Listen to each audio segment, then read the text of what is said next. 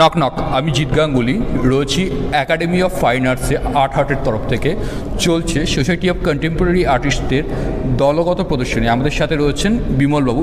বিমলবাবু, firstly আমি তো জানতে চাইবো যে এত একটা লিগেসি যে দলটির, শুধুমাত্র আমাদের পশ্চিমবঙ্গ নয়, পুরো ভারতবর্ষের মধ্যে যে দলটির একটা ইতিহাস রয়েছে আমরা বলতে পারি, তো আমি তার মানে শুরুর থেকে এখনও যারা রয়েছেন আপনারা এই দলটিতে, আমি একটু ইতিহাসটা জানতে চাইব এই দলটির। আসলে সোসাইটি অফ কন্টেম্পোরারি ভারতবর্ষে এই দীর্ঘদিন এত পুরনো আছে। ভারতবর্ষে দু একটা দল বম্বে টম্বে, তার বাইরে সোসাইটি কলকাতায় 65 বছর ধরে দলটা চলছে। 60 সালে দলটা শুরু হয়।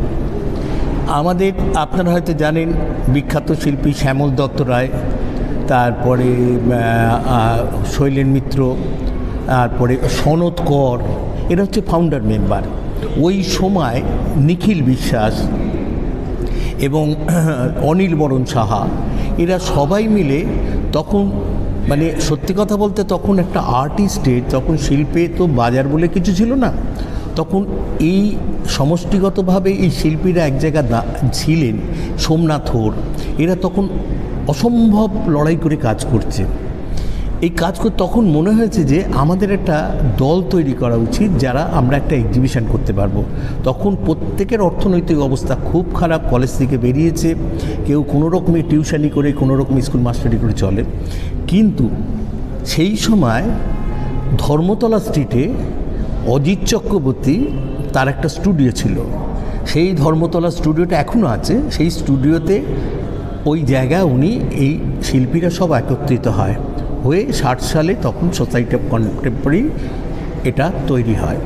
তখন অনেকে ছিল সোসাইটিতে, যেমন বিজন চৌধুরী ছিল, প্রকাশ কর্মকার ছিল, আমাদের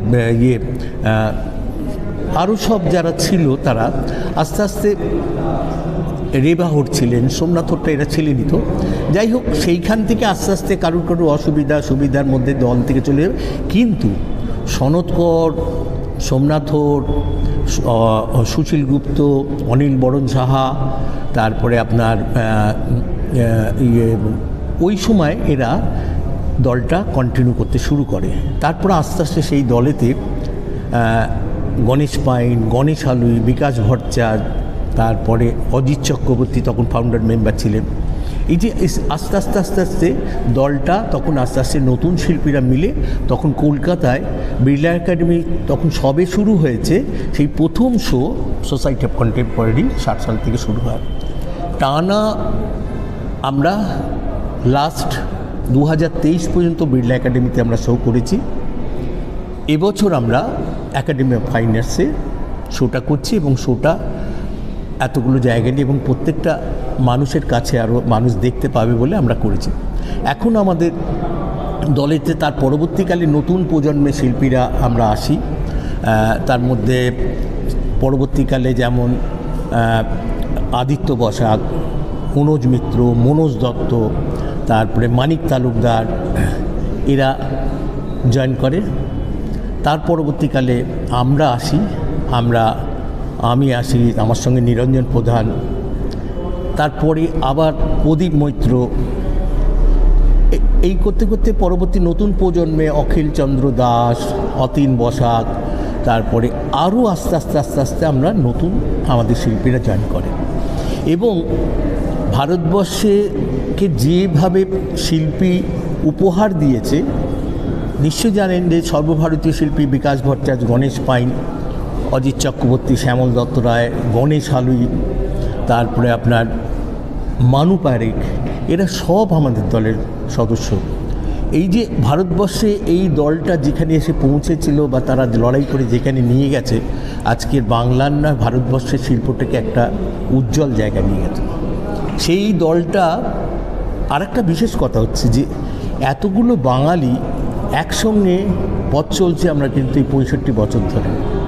এবং আমাদের এই সোসাইটিতে অনেক রকমের প্রজেক্ট আছে, যেমন সোসাইটির নিজস্ব একটা গ্রাফিক্স প্রিন্টের একটা মেশিন আছে, সেখানে শিল্পীরা, সুহাস রায় ছিলেন আমাদের, সোমনাথর, লালু সাউ, এরা যে প্রিন্ট মেকিং হিসেবে, অমিতাভ ব্যানার্জি, এরা প্রিন্ট মেকিং হিসেবে ভারতবর্ষের যে জায়গাটা প্রিন্ট মেকিং করছে এশিয়ার মধ্যে, মানে একটা বিখ্যাত হচ্ছে সোসাইটির এই গ্রাফিক্স। তখন গ্রাফিক্সে যে ধরনের কাজও শান্তিনিকেতনে হয়নি। এখান থেকে সোমনাথর, সুভাষ রায়, লালু সাউ আরও সব গিয়ে শান্তিনিকেতনে ফ্যাকাল্টি তৈরি করে।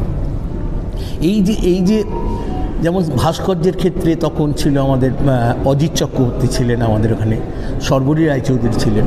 এই যে এত বড় একটা দলে এত মানুষগুলো, এত গুণী এবং এত বিখ্যাত শিল্পীরা এই দলটা উজ্জ্বল করেছিল, এবং সেই পরবর্তীকালে সেইটাই আমরা কন্টিনিউ করছি। আমরা যারা আছি এখন আপাতত আমাদের সিনিয়র বলতে গণেশ আলুই আছেন, অত্যন্ত অসুস্থ, লালু সাউ তিনি অসুস্থ, নিরঞ্জন প্রধান, আর বাকি সব চলে গেছে। রিসেন্ট আমাদের সুনীল কুমার দাস, মনোজ দত্ত, সাধন চক্রবর্তী, এরা এই যে এই শিল্পীগুলো ছিল আমাদের দলে, আস্তে আস্তে এরা চলে গেছে আমাদের ছেড়ে। আমাদের নিজস্ব একটা গ্যালারি আছে কসবাতে, ত্রিবর্ণতে। সেই গ্যালারিতে B.R. পানে স্যার, যিনি পুরো জীবনটাই সোসাইটিতে দিয়ে গেছে, তিনি খুব বড় স্ট্যাটিস্টিক্সের একটা অফিসার ছিলেন, শুধু তার পাঞ্জাব থেকে সুদূর এসে তিনি এই সোসাইটিতেই থেকে গেছেন। তার নামে আমরা একটা গ্যালারি করেছি। সেই গ্যালারিতে নতুন প্রজন্মের শিল্পীদের আমরা প্রদর্শনী করি। আমাদের নিজস্ব একটা গ্যালারি আছে, নিজস্ব অফিস আছে, আমরা সেখানে প্রতি বুধবার আমরা মিট করি এবং শিল্প নিয়ে নানা আমাদের এই সোসাইটির অনেক প্রজেক্ট হয়েছে। যেমন আমরা সব শিল্পী, আমরা যারা ভাস্কর আছি, আমি তারপর নিরঞ্জন প্রধান, সুনীল কুমার দাস, মানিক থাল যখন ছিল এরা, আমরা শান্তিনিকেতনে 97 সালে একটা ক্যাম্প করেছিলাম। যে শিল্পীরা এই পেইন্টার যারা, বিকাশ ভট্টাচার্য, গণেশ আলী, গণেশ ভাই যারা ছবি আঁকে, তাদেরকে আমরা ভাস্কর্য শিখিয়েছিলাম এবং শিখিয়ে তারা ভাস্কর্য তৈরি করেছে। সেটা একটা প্রদর্শনী হয়েছিল। পরবর্তীকালে আরও 2-3টে ভাস্কর্যের ক্যাম্প হয়েছিল। গ্রাফিক্সের ক্যাম্প হয়ে মানে আমরা কাজ করেছি। আমাদের 3টে ফোল্ডার বেরিয়ে গেছে গ্রাফিক্সের। সেটা অতীন বসাক যারা গ্রাফিক্স করে, যারা আমাদের সাধন চক্রবর্তী, আমাদের স্বপন দাস বলে একজন গ্রাফিক্সে ছিল।